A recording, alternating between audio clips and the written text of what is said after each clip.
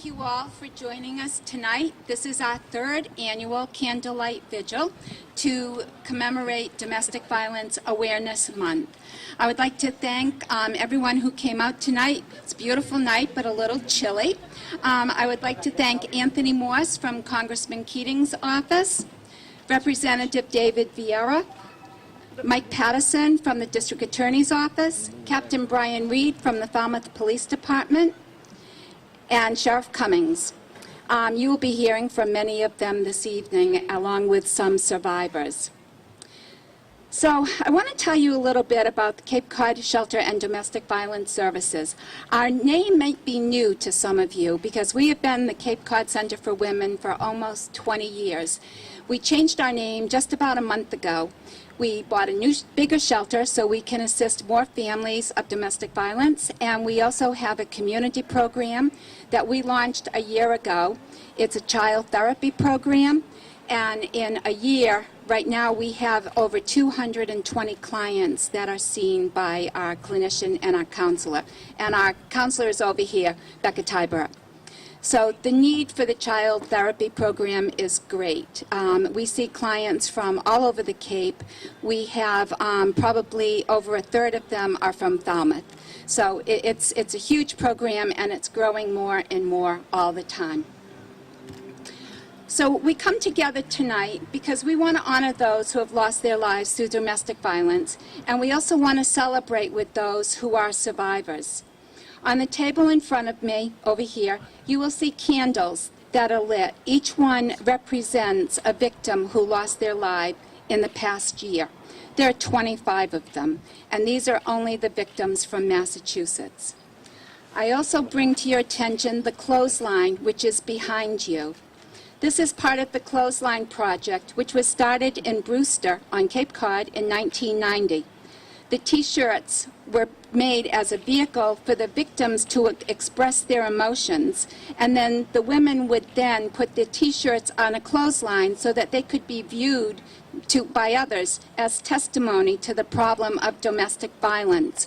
We were very privileged to be given this clothesline from the original founder of the Clothesline Project, and since then, several of our clients who have been in shelter have added their T-shirts and their voices to our clothesline.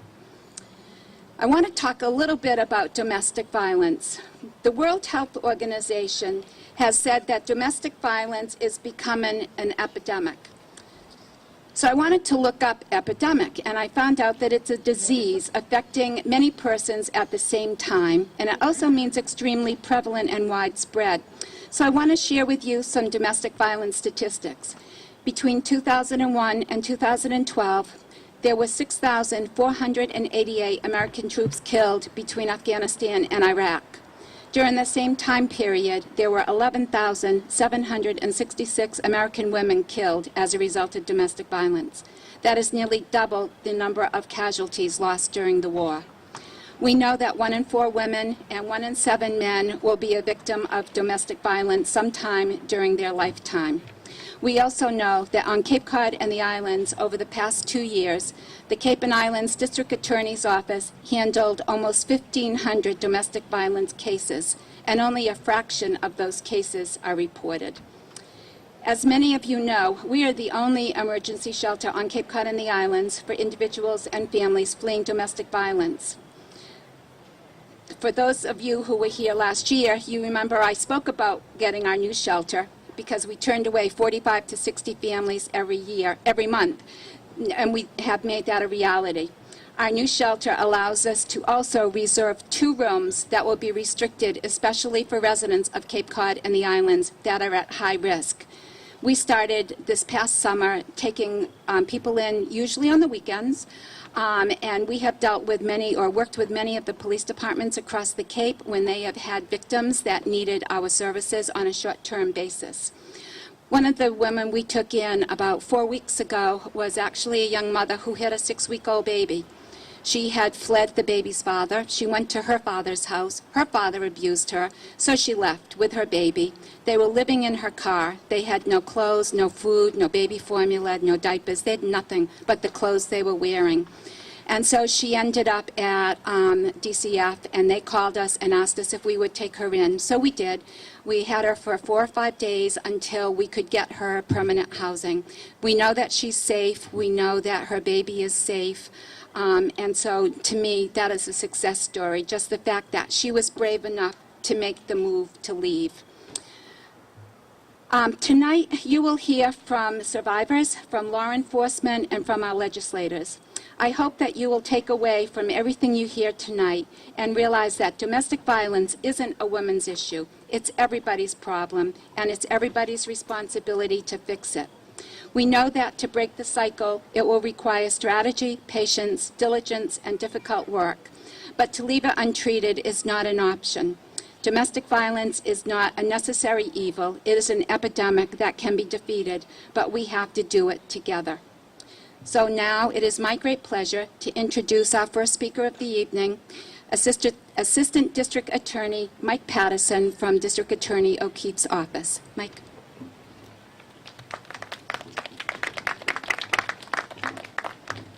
Thank you very much, Diane. On behalf of District Attorney Michael O'Keefe, the entire District Attorney's Office, I'd like to thank Diane Pratt and the entire Cape Cod Shelter and Domestic Violence Services for inviting me to be here today.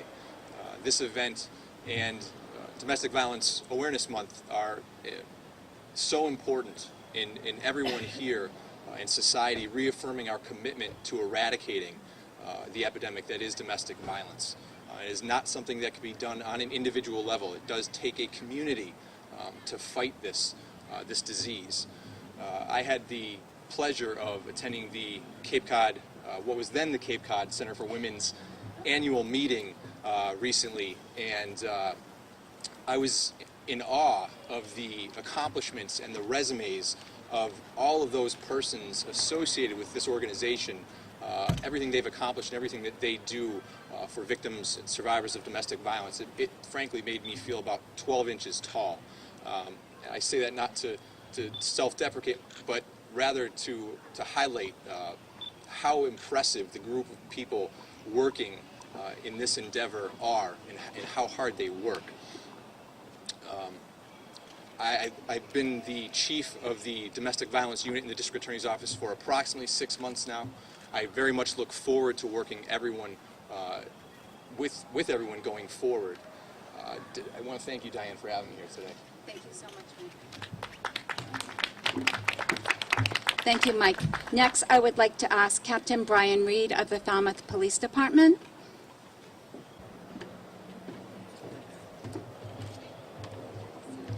Thank you, Diane. I'm Captain Brian Reed of the Falmouth Police Department. I'm here tonight on behalf of Chief Dunn, who sends his regrets that he couldn't make it due to a previous commitment. We're all here tonight, of course, to remember the victims who have been lost to domestic violence and also to really honor the inspiring courage of the survivors. From a law enforcement perspective, the Falmouth Police Department recognizes that domestic violence calls are among the most challenging and sensitive police calls for service that we respond to. We know that what oftentimes may appear to be relatively minor circumstances can be masking much more severe conditions. And to that end, we always try to keep a focus on maintaining the victim's needs as among our top priorities. We have partnerships with folks like Diane and with Children's Cove and Independence House that gives us access to a wide array of resources that go far beyond the scope of traditional law enforcement. We have a committed domestic violence liaison, Carmen Espinoza, at the police department, and I can tell you she works tirelessly to assist the victims of domestic violence here in our community. We have really unparalleled support from District Attorney O'Keefe, Sheriff Cummings, in our efforts to provide safety and seek justice for victims. And despite everything that we do, and at the risk of sounding cliche, we know that we still have so much more to do. With that in mind, I would just say that events like this, the vigil tonight, are of vital importance. It's critical that we both remember the victims who have been lost and always strive to assist those who are still out there suffering. I just want to say that working with the Falmouth Police Department, the last 8 years, they've seen a great turnaround in the response from the community and the victims being comfortable coming into a police department knowing they're not going to have to press charges. And I think that's a big plus on victims being able to get accurate information about the legal process without worrying about somebody getting arrested. The community has spread the word over the years, and we work very closely with Independence House and Cape Cod Shelter of Domestic Shelter Violence of Services. Domestic. I didn't even know It's you a had mouthful. changed your name yet. And I think we'll continue to do that. Michael Patterson has helped in a lot of high-risk cases that the thing is lethality, that there's a risk of somebody being murdered. And I think we just have a great group of people that work in concert with each other every day on this issue. Thank you.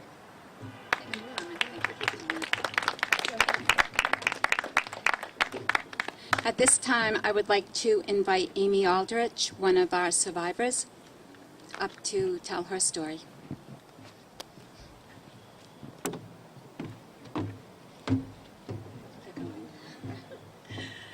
Okay, bear with me. I've never spoken out loud about any of this before. So, my now ex-husband was arrested July 30th of 2014 for domestic assault and attempted murder. So, what I'm going to do tonight is read a couple of online blogs that I've done because I think it's the easiest thing for me to do, so I don't shake like crazy and make a fool of myself. This is the very first blog that I wrote, which was in April of 2015. To the person who promised to love, cherish, and protect me for all our days until death do us part. Never did I think that my life would literally be in your hands 15 months later. Recently, I came across a letter that you wrote me. I thought I had burned them all. I guess not. In it you have lots of charming lines, and in November of 2013, I fell for every single one.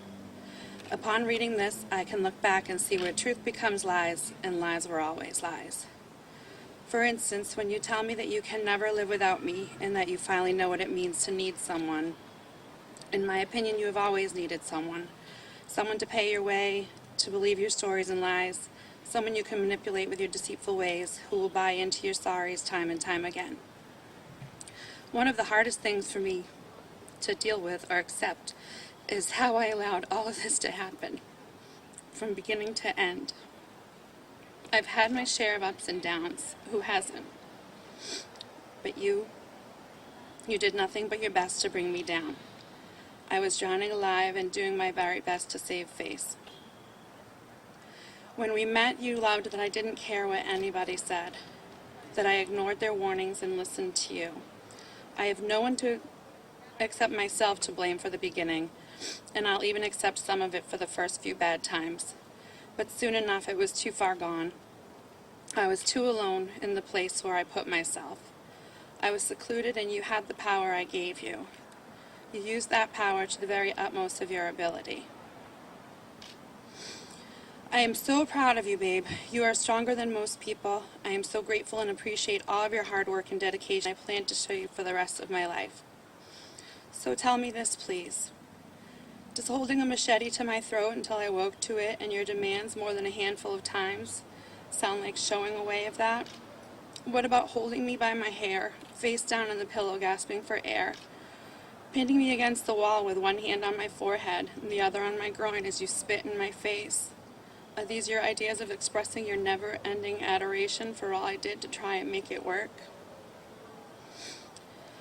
Amazing seems like such a generic word to describe you, Amy. You are so much more than that. Really, if you thought I was so much more than that, then why did you ever punch me in my face, steal from me, lie to me, demean me time and time again? Why did you continue to tell me what pieces of crap my family and friends were? Maybe because they could see the real you. They weren't blinded like me. I especially love in this letter where you feed me this line of crap. Please don't ever doubt yourself, babe.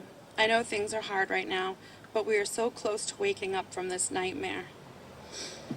Are you kidding me? That bad dream was just becoming a nightmare, a real-life nightmare. How was I not supposed to doubt myself either? To you, everything I ever did was wrong until you broke me, because then you could fix me. Break me down and build me up. You sure did get a lot of pleasure out of that. Reading back, sorry, I skipped a part that wasn't really good. Reading that brought me back to the night when I prayed for your soul to be saved. The night you left me for dead. The night you strangled me time and time again. I don't know how many times I lost consciousness. Who can keep track of that anyway? In my mind, as you were glaring at me with your monstrous smirk, I was dead. I tried with all I had to pull your hands off of my throat, and I had nothing left. You had punched me in the head several times, thrown me down, kicked me anywhere you could. As it was, I had barely made it on my hands and knees into the room where I thought I was going to meet my demise. It was a game and I was a pawn. I had finally blacked out, passed out, where you left me. I'm certain you left me for dead. When I think about finally crawling out of that room, seeing you on the couch, swallowing pill after pill after pill, sobbing uncontrollably as I passed on by, I think I pitied you. I pity you still. I pity the mother that birthed you, and I loathe the fact that you breathe air. I remember the morning after your arrest when you were crying in your cuffs and shackles, holding up your left hand to show me your wedding ring, saying, "Are we all done?" And you cried, and I stared straight ahead. Finally, after several attempts made by you to speak to me, a guard stood in between us and warned you. I was so thankful that he did. It was a sign to me, a sign that now you were the helpless one and I had work to do. But guess what? I am no longer alone. I never will be again. This time good overcomes evil, and I win. Every day of my life that I wake up, I win. I can say with pride and power and dignity that I am strong and I am brave. Your soon-to-be ex-wife.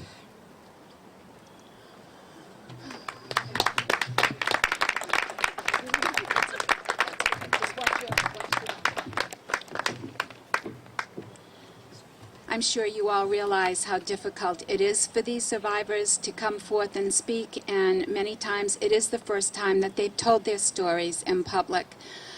But it's also a way for them to start the journey of healing, so thank you, Amy, for doing that. At this point, I'd like to ask State Representative David Vieira to come forth.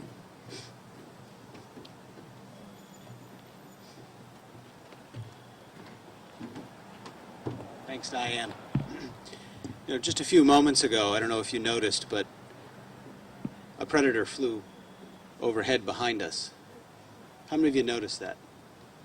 Only a few of you did. It was quiet, but it was a predator. And it was just 20 feet from all of us, and only a few of us recognized it.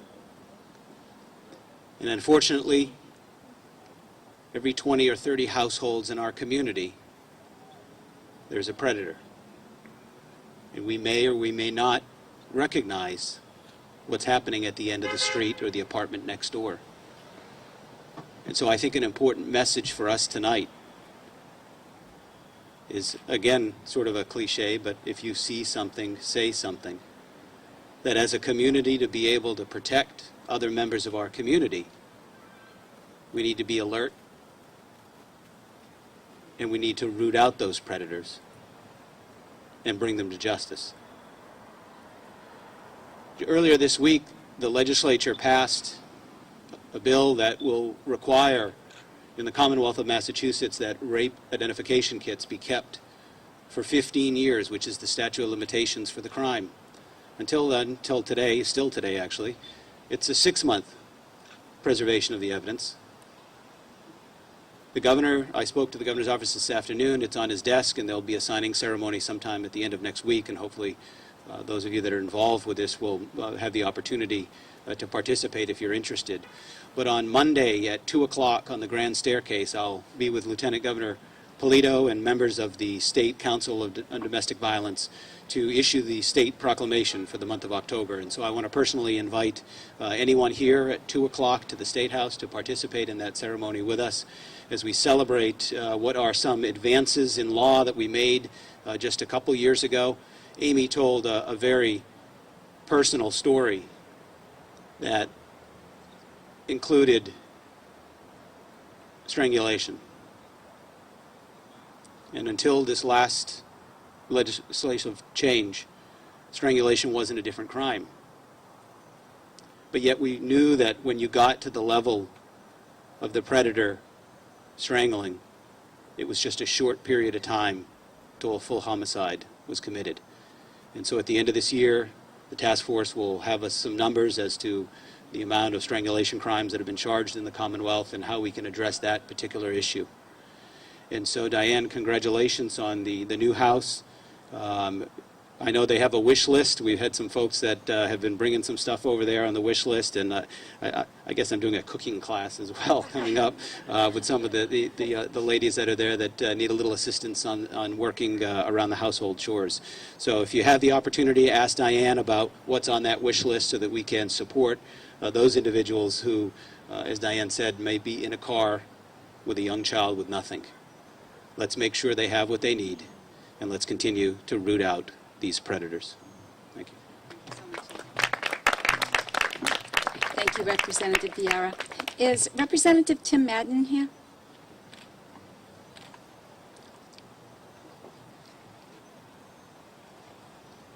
Okay, at this time I would like to ask Sheriff Cummings to come up.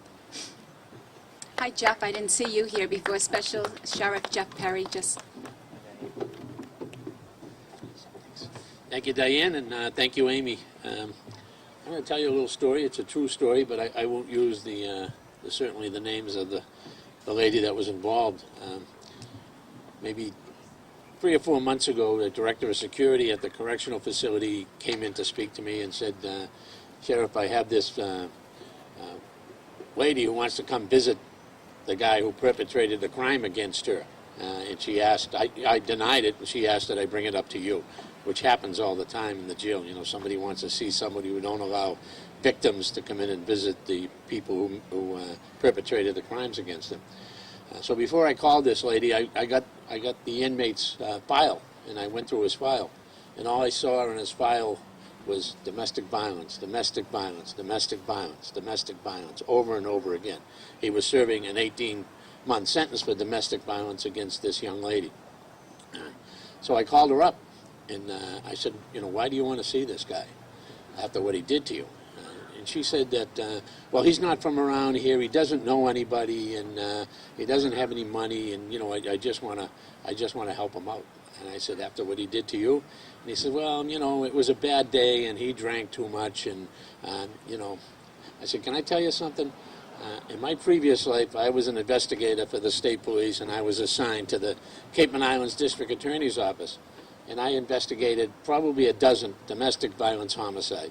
And every one of them read exactly like this. You are where those victims were that died at some point in their lives. So now is the best opportunity for you to get out of here. Move away, start your life over, and don't stay involved with this individual, because unfortunately it looks like you may end up the same way. Now, she didn't come to visit. We haven't heard from her again, so we don't know exactly what she did, but my hope is that she took that advice and moved away and is happy and safe somewhere else. So, you know, thank you for this opportunity. My heart goes out to all of those victims of domestic violence, and it's good to know now more and more we're seeing that there is help there for you, so please don't be afraid to ask for it. Thank you, Sheriff. Is Laverne here? 6:45 she'll be here. Okay. At this time, I would like to ask Jody Marchand to come up and speak.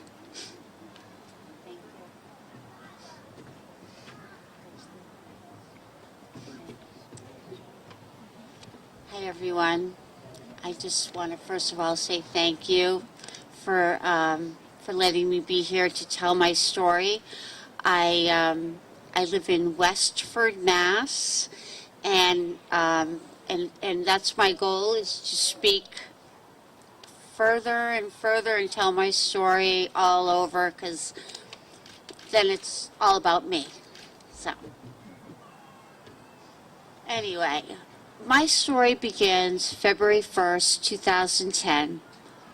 I had gotten home from work a little late, and I came into the house and I went upstairs to put on my PJs, and then I came down, started my dishwasher and looking around for something to eat for dinner.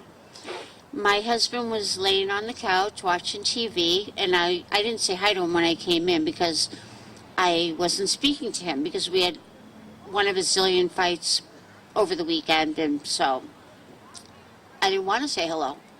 So anyway, I'm in the kitchen, and of course he's mad, and so we start yelling at each other or something like that.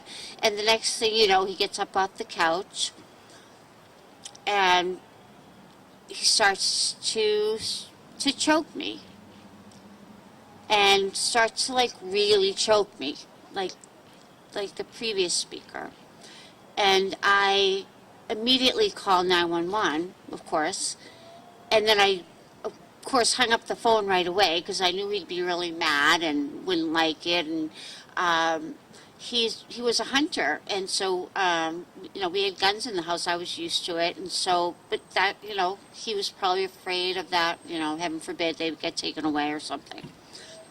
So I hung up, and so he left the room, and in the meantime, in walks my 17-year-old daughter, a senior in high school. She was in a great mood. She was probably getting out of school very shortly to do an internship, and just all smiles. And she told me she was going to bake cookies, which she knows would make me happy.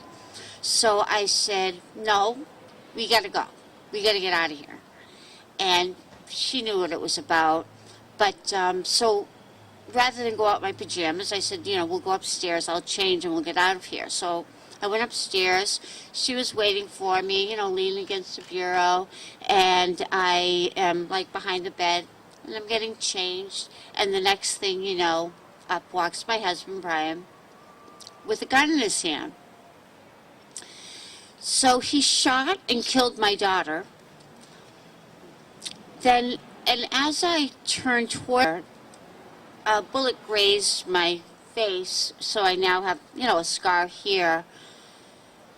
But then he shot me again, and a bullet entered my left temple, went through my jaw, shattering my jaw, and now sits in my right shoulder. So then I remember, I was laying on the bed, and I remember the police coming, and the EMTs, and they were, somehow I was getting to the bed, or the, whatever you call it, to go into the ambulance, and I kept trying to go towards her, to see how she was, and they wouldn't let me, and they had me get into the cot, and they asked me what happened. So I'm sure obviously they have to ask, and they probably thought if I didn't make it through the night, they need to know, what happened. So I told them what happened. Then they took me by helicopter to a hospital in Worcester, the trauma center, or whatever it's called. So I had my jaw wired shut. And I'm in the hospital. I remember my family being in the room, and I asked them if she was still with us, and I found out that day that she wasn't. So what I'd like to do is kind of now back up my story just to tell you some signs that were there that I wasn't aware of, or maybe I knew something wasn't right, but somehow you get trapped in this situation because you think, well, anyway, they have a way. It's, somehow they make it seem like it's your fault. They remember the evening completely different than the way you know it happened. And I'll just give you a few examples of what had happened. Well, first of all, I was at the time I call it waitressing. Now you're a server in this restaurant, and I had a friend that worked with me there, and she was dating a guy and who was a little older than us, but they were out. A bunch of them were out one night, and she said to my husband, "Is there anybody at the restaurant that you'd like to go out with?" And he said, "Yeah, I'd like to go out with Jody." And so she told me, but he was like 9 years older than me, so I never really thought that much about it. But I'm like, well, what the heck, I'll go on a date. So I was living with my parents. He shows up in a Thunderbird. Now, I don't know if you guys remember, but that was like the car to have then. So he pulls up in this nice car, comes up to the door. We go out to eat to Newburyport, a restaurant there. Which, I mean, I was 19. I never got to go on a date to Newburyport. I mean, the guy I had dated prior was, I think it was a year younger than me, because back then the drinking age was 18. And so I would go into the liquor store. Oh, I'd pick him up in my mother's station wagon. I'd be the one to buy the beer, and then we'd go to his friend's house and hang out. And, you know, so it was... So now I get picked up in this nice car, go to a great restaurant, and then we go out after and meet his friends. And my mother thought he was good looking, and so did I. So the next day I was like very happy, had a great time. And so then we started to date, and we were out one night with friends, and, you know, we're hanging all over each other because we really like each other. And he asked me if I'm dating anyone else. So I said, yeah, I'm dating somebody else. And he's like, well, if you're going to date anybody else, then I think we should just, break it off now, And I'm like, well, I don't need to date anyone else. So what I found out later, which I was completely unaware, because I'm thinking he's just, like, really crazy about me, is that's the first sign of someone that wants power and control. He's not saying, oh, I really liked you. I thought, we could talk about it, or, wouldn't that be great, or just something. But no, it's like his way or the highway. So, we started going out, and that's one example, but I'd like to give you another, because there's four categories of abuse. It's physical, as we know, and based on bruises, etc. There's sexual abuse. There's emotional and verbal, and those were my major problems, because he wouldn't hit me because, as I mentioned earlier, you call 911 and there's an issue with your guns. So mine was, for the most part, emotional. But the outside hurts a lot, the physical, but the inside hurts a lot too. And it gets you trapped. So we're going out, we're dating, we're getting pretty serious. And we went out with friends one night, and we're hanging out, and he was like the life of the party fun guy. He was like the big mouth fun guy. I loved that about him, actually, at the time. But this particular night, he was making jokes at my expense. In fact, people used to call us Abbott and Costello, because, like, was it Abbott that made the jokes and Costello didn't say anything or something like that? So anyway, that night I was so angry over, whatever jokes he was making, and I went into the ladies' room, and my friend came in, and she's laughing, and she's like, "What's wrong?" And I'm like, he's picking, I'm like the butt of all his jokes, and she's like, "Oh, he's kidding, he's a riot."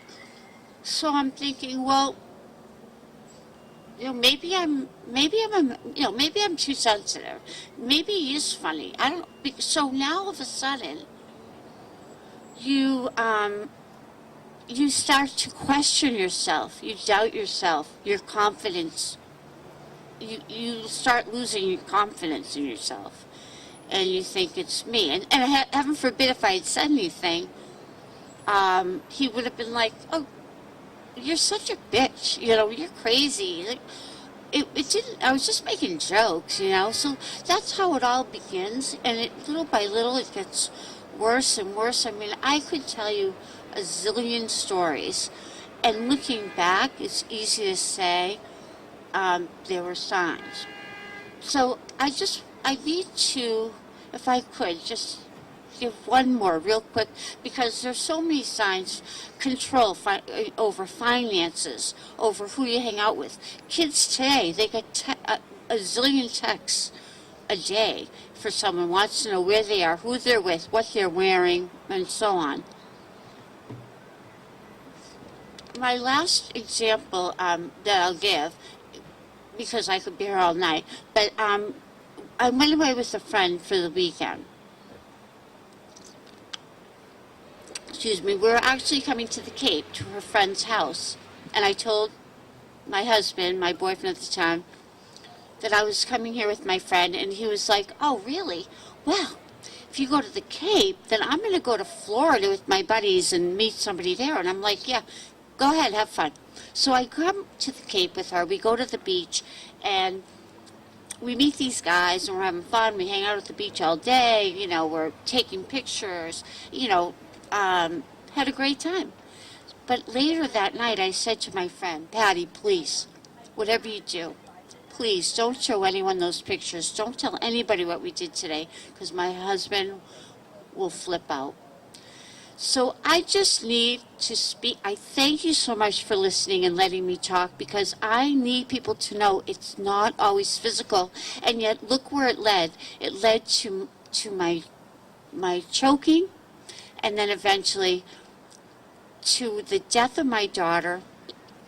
And obviously he tried to take me and then took his own life. So I thank you for listening, and please, if you know someone, if it's yourself, if it's someone you know, someone you love, please let them know what you learned and heard of tonight. Thank you so much.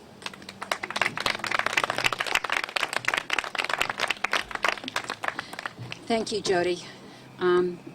It's hard to know what to say after hearing something like that. Gabby, is Laverne here? Yes, she is. Okay. How are you? Good to see you. See you again. I apologize for my tardiness. I had no idea what 495 looked like on a Friday night coming from Boston. My word. So everyone, hi. I'm Laverne Gordon, and I was here last year to speak at the Vigil, but I would be remiss if I did not come again at the invitation of Gabby Rowland. I'm, again, Laverne Gordon, but I'm with Love Life Now Foundation. And it's an organization that is centered around bringing awareness year-round to the issue of domestic violence. Too often you hear about this issue when an athlete is in the news or a celebrity is being affected by it, and you know, people like Gabby and Cape Cod Women's Center, they continue to press on this issue year-round, and that's what we need. I got involved with this issue, unfortunately, at a very young age. Obviously, well, since birth, but until I knew myself, I was about maybe 5 or 6 or 7 years old, living on the island of Trinidad, which is where I'm originally from. Some of you who were here last year may have heard this story, but I'm going to say it again because it's so important to continuously talk about this to as many people as possible. So I lived on the island, and with my parents and 4 other siblings. I was the middle child. And my father, unfortunately, now I know, looking back, the background that he came from, although he was an educated, charismatic, for all intent purposes, well-adjusted human being, he beat on my mother brutally in front of us. He did not hide. He would use machetes and beer bottles that he would break and stab her with. This was our normal growing up. This is what we woke up to, at least once a week. He would sometimes beat her in the house and sometimes beat her in the street. And as a child witness to domestic violence, you tell yourself as a young girl that it will never be you, that will never be your normal, and you will never get beat the way your mother got beat. And unfortunately for child witnesses, you either grow up to be, a lot of the times, to be the victim or the abuser. I was no exception to that rule, and I became a victim of domestic violence in the years 99 to 2001. I was young, I was about 21, going to school, Suffolk University, had my own entry-level corporate America job, lived in my own apartment, and at the time, well, not at the time, but I lived with my mother, who then, many, many years later, escaped my father's wrath. So in any case, I lived with my mom and my two brothers and became involved with a man who, when I now look back, really kind of possessed a lot of qualities that my father had. Educated, charismatic, charming, the whole nine. About 3 months into the relationship, he slapped me for the first time. And off the bat, cried for about 10 minutes, he stormed out. I said, no way, Jose, this is it, I'm done. For about 2 or 3 days, I went away to New York on a shopping trip, came back, and my brother told me that my abuser had been by to visit me, and he left a bunch of purple roses, my favorite color, and with a very nice apology note, and I had turned on my phone, and I had a ton of messages from him. I'm worried about you, call me, I love you, I'm sorry. And in my mind, off the top, I said, there's gotta be he has to be sorry at this point. My father has never taken the time to apologize to my mother the way this man is doing it. So he is sorry. And right then and there started a cycle of 2 years of abuse. And that's how easy it can be for anybody to fall into these types of relationships. So 2 years down the line, I'm taking the beatings and I'm covering it up and I'm masking it well and I'm showing up to work and I'm going to school at nights and everything's fine, because I don't want anybody to know. I don't want anybody to think, how stupid could you be? You watched your mother go through this for the span of her marriage, and you're letting it happen to you. That's what I'm thinking is going to happen. I'm thinking my job is going to find out. I'm thinking the college is going to find out. I'm thinking my job is going to know the reasons why I came back to my desk many times, crying profusely, and I couldn't give an explanation. And so I kept it to myself. Even from my mother, who I was most afraid of being blamed by, because we've never had a conversation about this issue, but as a mother, I'm thinking she's going to say, how stupid could you be? And that certainly wasn't the case, but I kept it to myself. I came to my breaking point about 2 years into the relationship. The last night he beat me. He had come over looking for an argument. I knew immediately what was going to happen. He started rummaging through papers and books, and he found a picture of my ex and I, who I dated in Trinidad before I moved to the States. I had used it as a bookmark for many years and forgot about the book, forgot about the picture. Picture fell out the book, and he found it and became enraged. I mean, to the point where he, for the first time, picked up a weapon. Came with a knife, straddled me, pressed the knife up against my neck, enough to let me know that he could slit my throat at any time. This started at about 9 o'clock that night. It ended at 2 o'clock the next morning. Off and on, beating, punching, spitting in my face, choking me, kicking me, punching me, insults, stop, go, 9 to 2 o'clock. And then he just fell asleep in my bed. Okay, so I lay there and I'm thinking to myself, okay, this is it. This is my normal. This is what we're going to continue to go through for the rest of our relationship. But about 4 o'clock that morning, I got the most sharpest pain in my upper torso area and upper hip area. And I'm sorry if I'm trembling. I'm a little cold. I said to myself, something's really wrong here. I had become numb to the other blows, but this was unlike any other beating he had ever given to me. I said, I got to get myself to a hospital. At the time, I lived at the corner of Ashmont Street and Dorchester Ave, which is very close to Kearney Hospital. So I said, I got to get myself to the hospital. I got to get out of here. I can lay here and I can die and nobody would know. Because at the time, I was so isolated from all my family and friends. So I left. I got up really quiet and I limped downstairs and I hopped a cab and I rushed to the hospital. In the cab, thank you so much. In the cab, we pulled up to a light that was maybe 5 blocks away from the hospital at this point. And my abuser pulled up to the cab next to it. And he started yelling, get out that cab. all sorts of profanities. I mean, this thing was playing out like a Lifetime movie. And I'm saying to the driver, I said, please, don't stop this cab. I said, when the light turns green, or even before the light turns green, please drive, because he's trying to kill me. He looked at me, he looked at my abuser, and he drove. He ran the red light. And my abuser started drag racing him on our way to the hospital. When he realized that he was pulling into the hospital, he sped away, because for the very first time, I was seeking help. And to him, this was the end, because now people are going to get involved. And his entire thing over this entire relationship was the control that he had. And here he was losing a little bit of that. I didn't know that at the time. All I wanted was the abuse to stop and to make sure I wasn't dying. So I got to the hospital, they ran x-rays, a bunch of tests, and it came back that I only had, I shouldn't say only, but I walked away with contusions, upper hip contusions and upper rib contusions, and which is basically inner bruising of the flesh. The doctor looked at me that evening and he said, who did this to you? I'm sure he had seen a ton of those types of injuries in the ER. And I said to him, nobody. Because in my mind, right there, that was the unmasking of me about to happen. If I had told him anything, to me, everybody was going to know my job, my family. I didn't want that. I was too ashamed. And on top of that, help to me meant a shelter.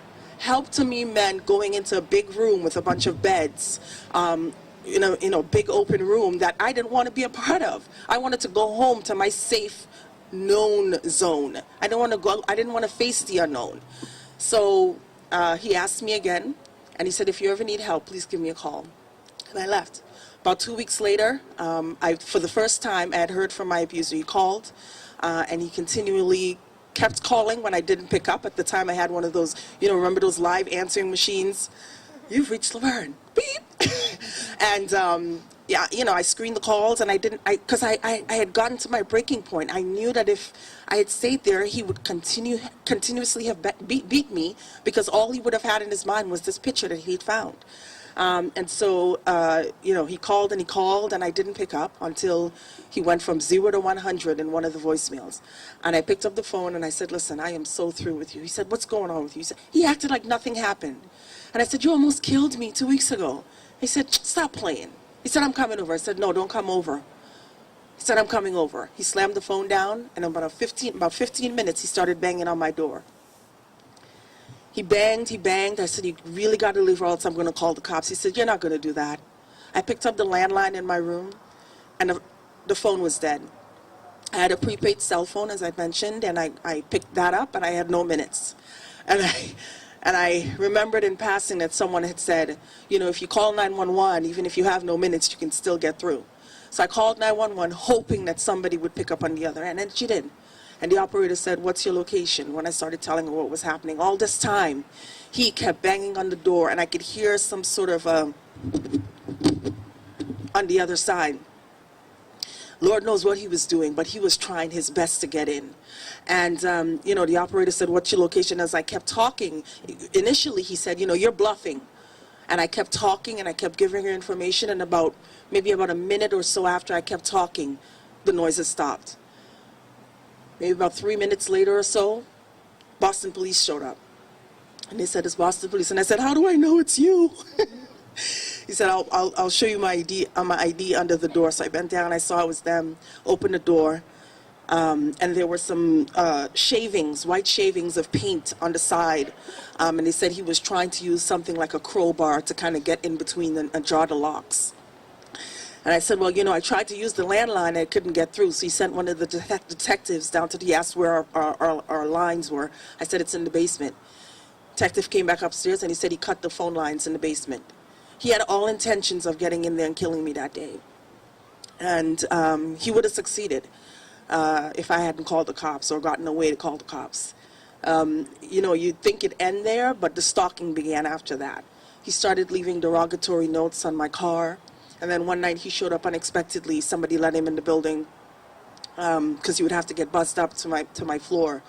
And he was waiting for me in the lobby of the building. And he strangled me, because to get past to the second door, you would need to have a key. He said, listen, let's go upstairs. We need to talk. And I said, there's nothing to talk about. And he said, no, we need to talk. And I said, I'm begging you, we can talk right here. Because I knew if we got to that room, again, I'd be dead. So I stalled, I begged. I used to suffer with asthma when I was in Trinidad. So I told him, I said, I think I'm having an asthma attack. He said, you're lying. You don't suffer from that anymore. I said, I'm begging you. All I need is a bottle of water. So he agreed for me to walk across the street to go get a bottle of water from a Tedeschi's that was close by. That was the mistake he made because my wheels kept turning as I kept walking to that store. When I walked in,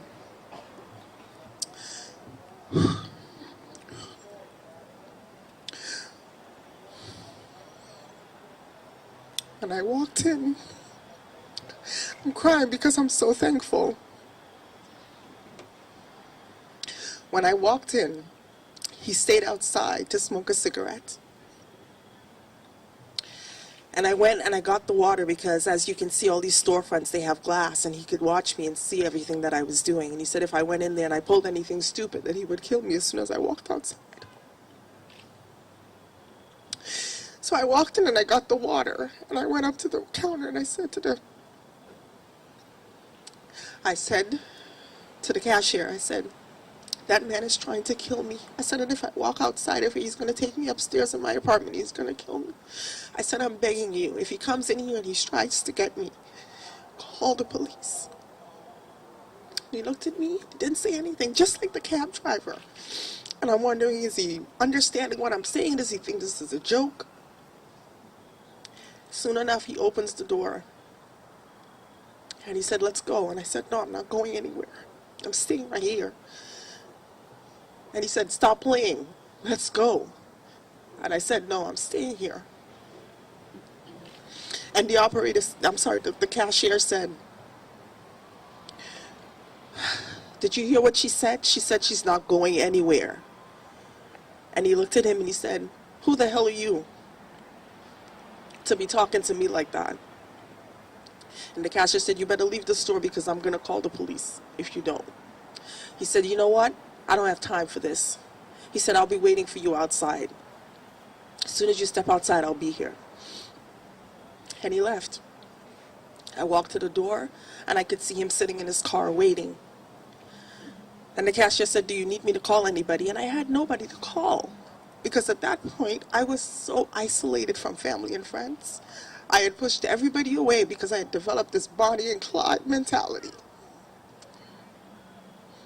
It was me and him against the world at one point, to the point where I ended up homeless, living in his car for 2 weeks after he fell out with my brother. And that's how I ended up in my own apartment, because I couldn't face going back to my mom's house after that. So in any case, I waited it out.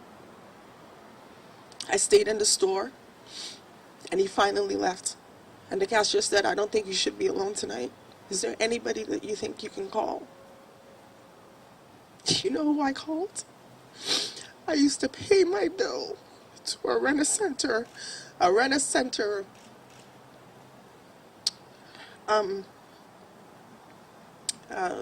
don't know what you call a rent-a-center. What do you call that? Rent-a-center. Yeah, that. The manager of the store, each and every time, had always been very, very nice to me every time I came in. And the guys in the store knew the kind of boyfriend that I had at the time. And they would always make jokes. And he said, if you ever have a problem with this guy, call me. And he had given me his card at that point. I picked up the phone and I called him from the store, and he came and he got me. And I drove around for 2 hours that night. And I still didn't call the police, because all I wanted was for the abuse to stop. I still loved him, but I wanted the abuse to stop. In any event, the stalking continued. He would leave derogatory notes on my car. Anybody that F's Laverne know that you are having seconds. Those are the type of things that I would come out and find on my car. And that's when I finally got a restraining order. And he disappeared after that. It took a lot of self-healing. I did not go to a shelter. I probably should have. My ignorance was bliss at the time. So a lot of self-healing Fast forward 10 years later or so, I got involved with a beauty pageant by a dare from a couple of friends of mine. I ended up winning the local leg and had to go on and represent in the nationals in LA. And I ended up winning there as well. Well, I was charged with picking up a platform that I would advocate for the rest of the year with these two titles. Domestic violence was an easy choice. So I knocked on doors. I talked to anybody that would listen, radio programs, local TV shows, hosted some initiatives that I could help, volunteered at a shelter. And after the year was up with these titles, I knew I wasn't a pageant girl, but I really wanted to continue with this work. And that's where Love Life Now Foundation came around. Again, year-round awareness against domestic violence is what we try to push, because we don't want people finding out about shelters when they get to a police station or a hospital. That should ever be the case. People should be educated beforehand about the resources that they have available to them on a day-to-day basis. And that's what we try to do. And so I cry tonight, not because I'm still afraid or I'm hurt, but it's because I'm thankful.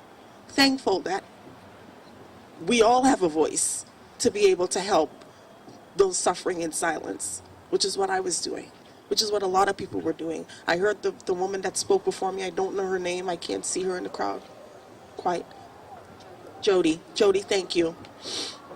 Because it's voices like yours that continue to raise awareness on how prudent this issue is. 1 in every 4 women will be abused in their lifetime. So that's myself, that's Jody, that's Gabby, that's my friend Amy standing, Sarah. And the problem with it is that we're not speaking up a lot of the times. I'm not saying we aren't, but a lot of the times victims aren't speaking up because they're too ashamed to be blamed and or shamed. And we have to help change the narrative on that. And so I'm crying tonight because I'm thankful.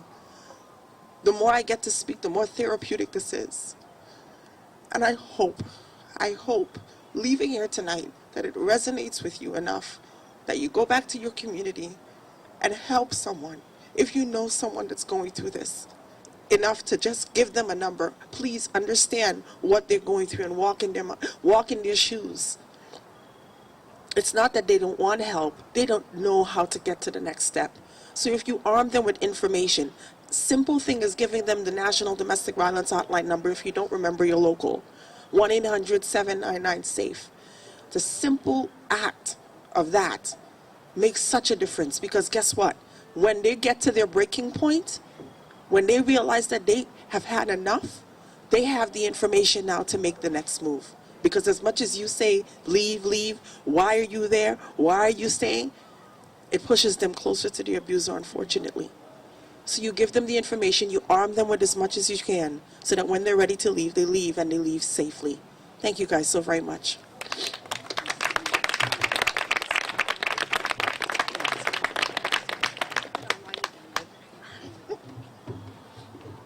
Thank you, Laverne. Gabby, at this point, would you come up, please? I think everyone realizes how serious the issue of domestic violence is. And, you know, when people come into our shelter, many times they are running for their lives. We had a young mom move in this week with a baby, and she had nothing. She fled while her boyfriend was downstairs. And she just grabbed her baby and ran out of the house, and a friend picked her up down the street. And I went over to the shelter yesterday, and one of the staff said to me, the new client needs something. And I said, well, what does she need? You know, did you get her food? And they said, yes. And I said, did you get her clothes? And they said, yes. And I said, and the baby, does the baby have clothes? And she said, yes. And I said, well, what more does the client need right now? Because we have to stabilize her. And she said to me, she has no underwear, and she has no pajamas, and she has no slippers. So we went to Walmart last night, and we went shopping, and we got these things. So these are the things that are on our wish list. These are what the people need when they do flee for their lives, because many times they don't have anything but what they're wearing, because if they don't flee, they won't be able to. Gabby.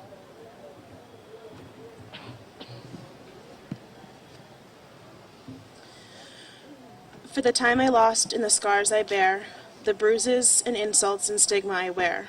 For the family and friends I was forced to mislead. Until that day, purple I'll bleed. For the millions of others still living in hell, abused, worn down, that in agony dwell, intending my words to plant hope's tiny seed. For the battle-torn victims, purple I bleed. For the youngest affected, whose pain goes unspoken, stuck in the crossfire as their childhood is broken, raising awareness so they don't follow his lead. For the innocent children, purple I bleed. For the lives that were taken at the hands of a beast, praying that in death they can finally know peace. My voice will speak for them. In the name I proceed. For the angels now silenced, purple I bleed. For my fellow survivors, who could take it no more, afraid and uncertain, but still ran out the door. The long road towards healing, new battles ahead. The triggers and flashbacks, a constant war in your head. I shout out to tell you that your strength lies within. I speak out in love because I've been where you've been. For my warrior sisters who from hell have been freed, purple blood now runs through you. Together we bleed.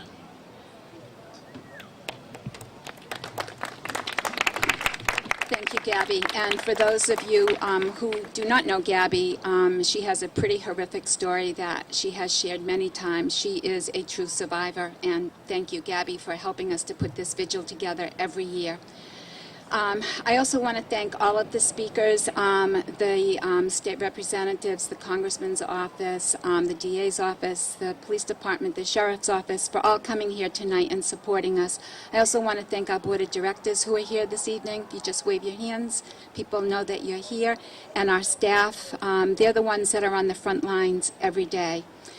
At this point, we would like to light your candles so that we can begin the roll call.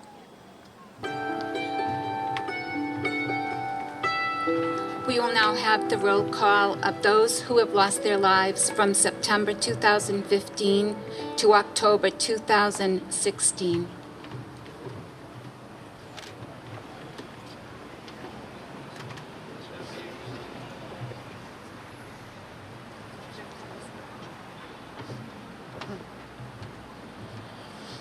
Kate Church, 31 years old, Georgetown, September 1st, 2015. Donna Cucinato, 55, Lynn, Mass, November 8th, 2015.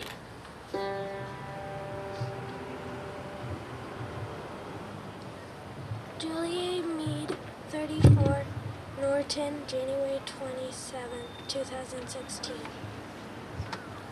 Name and age unknown, Lynn, January 29, 2016.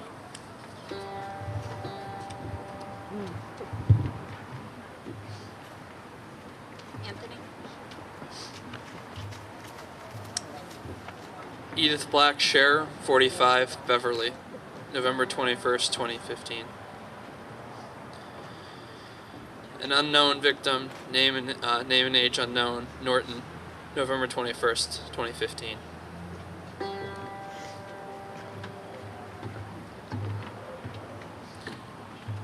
Janine O'Connor, 51, Waltham, January 6th, 2016.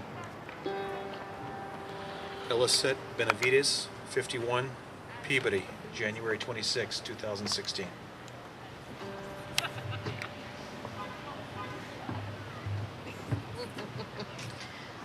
Name and age unknown in Braintree, March 24th, 2016.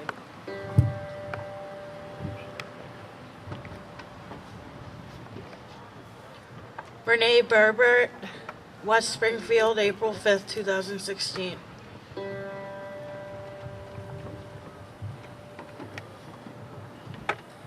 Anthony Sinclair, 28, Boston, December 7th, 2015.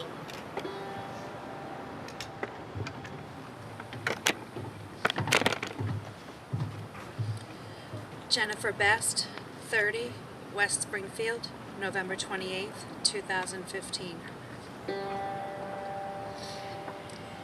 Name and age unknown, Swansea, December 6th, 2015.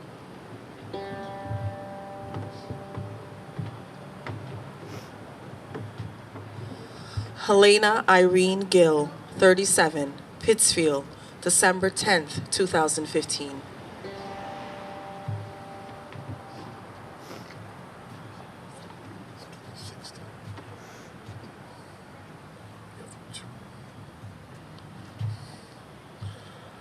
John Williams, age 70, Wareham, February 9th, 2016. And also Colleen Russell, age 36, Malden, Mass., February 15th, 2016.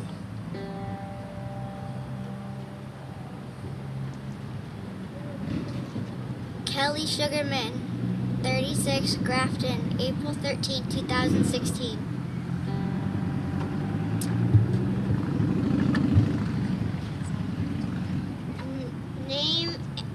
Name and age unknown. From Lawrence, April 29th, 2016.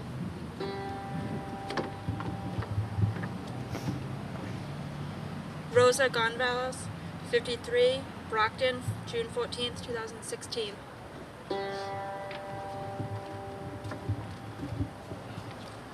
Jermaine Good, age 43, Boston, June 24th, 2016.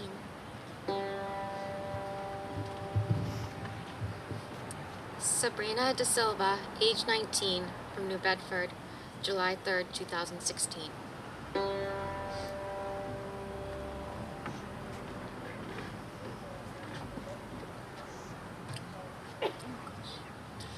Rebecca Griffin, 51, Ashby, August 26, 2016.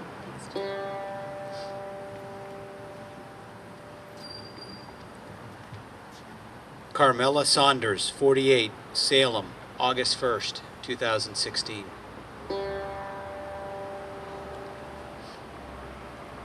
Name and age unknown, Wilmington, August 6th, 2016.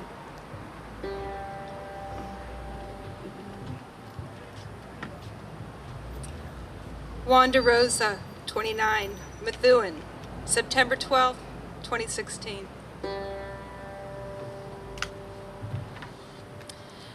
At this time, I would ask everyone to please observe a moment of silence.